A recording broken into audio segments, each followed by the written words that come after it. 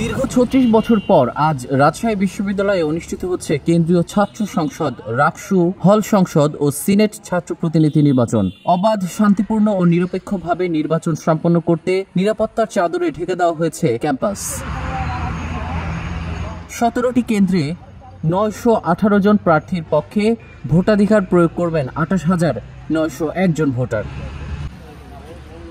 এবার ছাত্র সংসদে ২৩টি পদে ৩০৫ জন, সিনেটের 5টি পদে লড়বেন ৫৮ জন প্রার্থী। এছাড়াও ১৭টি হল সংসদে ২৫৫টি পদে প্রার্থী ৫৫৫ জন। একজন ভোটারকে ভোট দিতে হবে ৪৩টি। এর মধ্যে ছাত্র সংসদে ২৩টি, সিনেটে 5টি ও হল সংসদে 15টি। নির্বাচন স্বচ্ছ করতে ১৭টি কেন্দ্রে ১০০ সিসিটিভি ক্যামেরা স্থাপন করেছে নির্বাচন কমিশন। সর্বোচ্চ ১৭ ঘন্টার মধ্যে ফলাফল প্রকাশ করার কথাও জানিয়েছে নির্বাচন কমিশন। এদিকে ১৫ই অক্টোবর রাত ১২টা থেকে ১৭ই অক্টোবর রাত ১২টা পর্যন্ত ক্যাম্পাস সহ আশেপাশের ২০০ গজ এলাকার মধ্যে সকল প্রকার মিছিল, মিটিং, সমাবেশ, বিক্ষোভ, মাইকিং, আতশবাজি সহ অস্ত্র বহন ও ব্যবহার নিষিদ্ধ করেছে আরএমপি। নিরাপত্তা নিশ্চিতে ২০০০ পুলিশের পাশাপাশি ৬ প্লাটুন বিজিবি ও ১২ প্লাটুন র্যাব মোতায়েন থাকবে।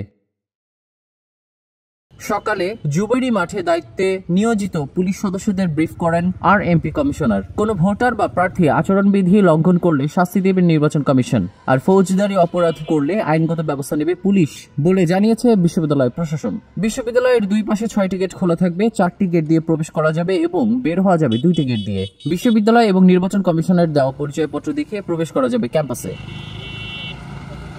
রাজশাহী প্রতিনিধি আজিজুল ইসলামের পাঠানো তথ্য ও ভিডিও চিত্রে ডেস্ক রিপোর্ট।